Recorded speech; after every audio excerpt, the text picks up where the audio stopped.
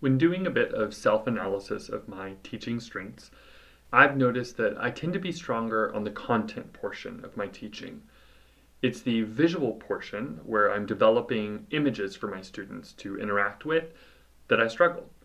AI tends to be better at designing some of these visuals than I am myself. In another video, I showed how you could use Claude to develop a bar chart in tracking student progress. Notebook LM is a product that maybe would be more helpful at developing a full slides presentation. But now I want to show you how you can sometimes develop a one-off visual for maybe just one section of a presentation or one portion of a worksheet.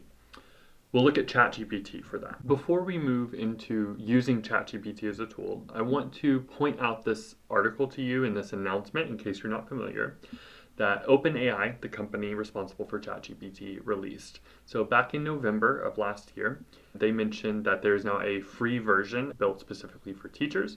As you can see, all you have to do is you have to verify that you're a teacher in the US, a K through 12 educator, and it's going to be free through June of 2027. I went through this process and was able to do it during a planning period, so it wasn't too difficult. But in the article itself, it points out something kind of interesting, which is that teachers they consider to be some of the earliest and most active adopters, and in fact, 3 in 5 already use an AI tool. This is particularly relevant to me because if you're anything like me, my district doesn't provide much training at this point for AI. I've had to seek it out on my own. That's actually the reason that I'm providing these tutorials, is to try to fill in that gap that might exist for teachers where they don't know some of the tools that are out there for them. But it's really not just districts that are struggling to provide that. It's largely because also our state doesn't have state level guidelines.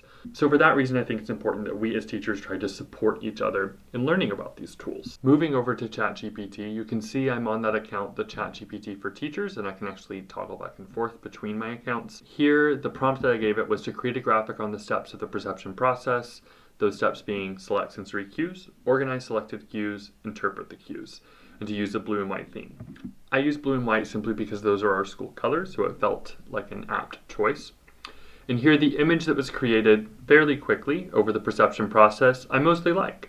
I like that in the first image, the selecting sensory cues, that it's pointing out the focus on stimuli and that we pick up stimuli through these different senses. Then in the second, organizing the selected cues, so sorting them and categorizing them, which I have actually defined as like the pieces of the puzzle before. And then interpreting the cues, that light bulb moment of realizing or making sense of information, realizing what it is that you're sensing. There is a small error that I noticed, which is that right here it has 2 sets of ears, it has 2 sets of lips, and it's missing a nose. I guess technically there is one on the image there, but it's not representing the sense of smell as directly as the other senses. So that's exactly what I prompted it with. The first step of the image, select sensory cues, includes 2 sets of lips and 2 ears. Can you reduce each to 1 and add in a nose for the one sense that's missing, smell? So there's me prompting it with what it is that I want it to change. And then sure enough, the image that it creates that time, everything else is maintained, which I like to see, but it's added in a nose and it's reduced this down to just 1 ear and 1 set of lips. I'm not saying that it's always perfect with everything that it generates, but this one did exactly what I wanted it to. And because it's going to take me so much longer to design this, it does in fact save me time.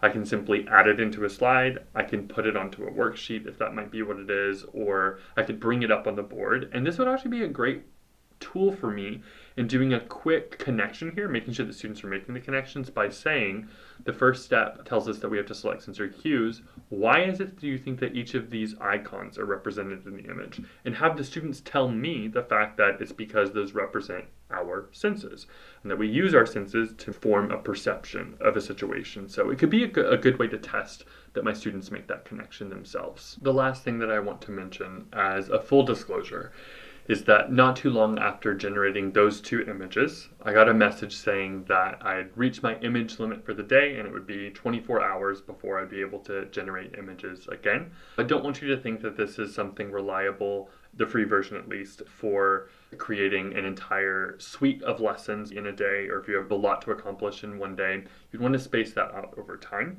Of course, if you did subscribe to something, you would get more images, but it looks like right now it's 2 to 3 images per day is the limit.